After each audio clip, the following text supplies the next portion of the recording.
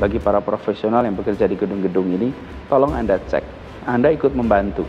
Karena menyelamatkan air di Jakarta itu memiliki dampak pada seluruh penduduk Jakarta.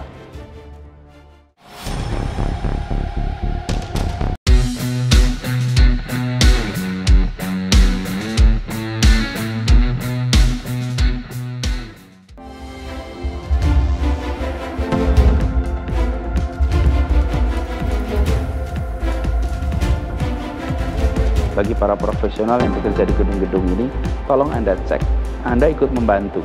Karena menyelamatkan air di Jakarta itu memiliki dampak pada seluruh penduduk Jakarta.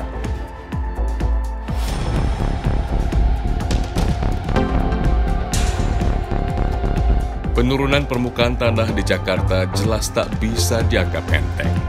Untuk itulah, pemerintah pusat dan daerah bekerja sama, bergerak cepat membangun tanggul laut di sekitar Teluk Jakarta. Pembangunan tanggul laut merupakan bagian dari National Capital Integrated Coastal Development. Fase A yang merupakan kewajiban Pemprov DKI, terdiri dari 3 lokasi, yaitu di Kamamuara, Pasar Ikan, dan Kali Bencong di Marunda.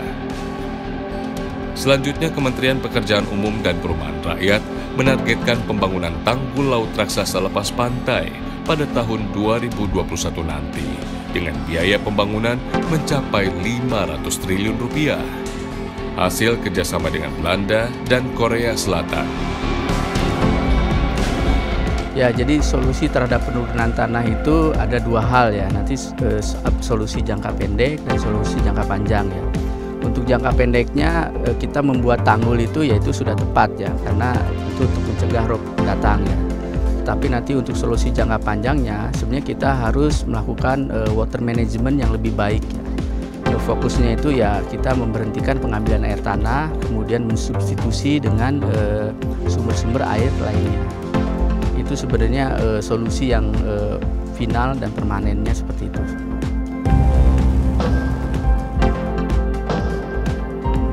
Ya, penyebab utama penurunan tanah kota Jakarta adalah beban permukaan tanah yang berlebih karena bangunan tinggi dan berkurangnya air tanah karena penggunaan air yang berlebihan. Pemprov DKI Jakarta lalu melakukan pengawasan lebih ketat bagi mereka yang memperoleh izin memanfaatkan air sumur dalam. Pemasangan pipa-pipa air bersih pun diperbanyak untuk meminimalisir penggunaan air tanah. Semua dilakukan untuk menahan laju penurunan tanah di Jakarta yang semakin cepat. Dan kita menginginkan seluruh warga terlibat. Bagi para profesional yang bekerja di gedung-gedung ini, tolong Anda cek, Anda ikut membantu. Karena menyelamatkan air di Jakarta itu memiliki dampak pada seluruh penduduk Jakarta. Kondisi sekarang ini menyebabkan permukaan air tanah menurun. Bahkan permukaan tanah pun menurun.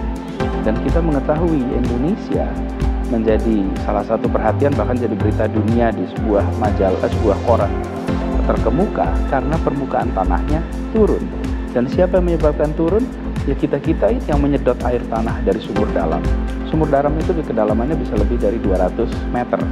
Dan ini harus berhenti praktek-praktek pelanggaran seperti ini. Semoga saja apa yang dilakukan pemerintah pusat dan daerah dalam menjalankan program untuk mengatasi masalah turunnya permukaan tanah di Jakarta berjalan dengan baik. Sehingga prediksi para ahli yang menyatakan Jakarta akan tenggelam tidak akan menjadi kenyataan.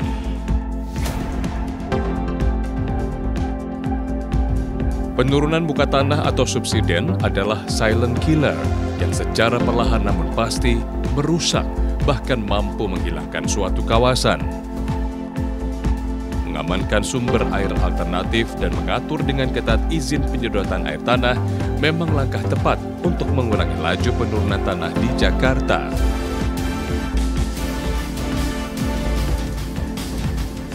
Sementara untuk di daerah pesisir, laju penurunan tanah yang dibarengi dengan abrasi bisa dicegah dengan melakukan program-program konservasi, misalnya saja dengan penanaman mangrove. Banyak metode yang bisa dilakukan, salah satunya dengan hybrid engineering yang sukses mencegah abrasi di banyak negara.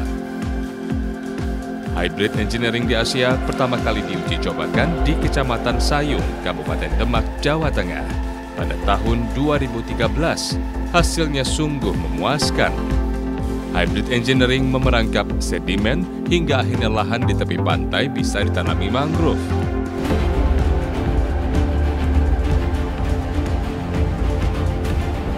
Program pemerintah pusat dan daerah untuk menghentikan laju penurunan tanah tentunya memerlukan dana yang besar.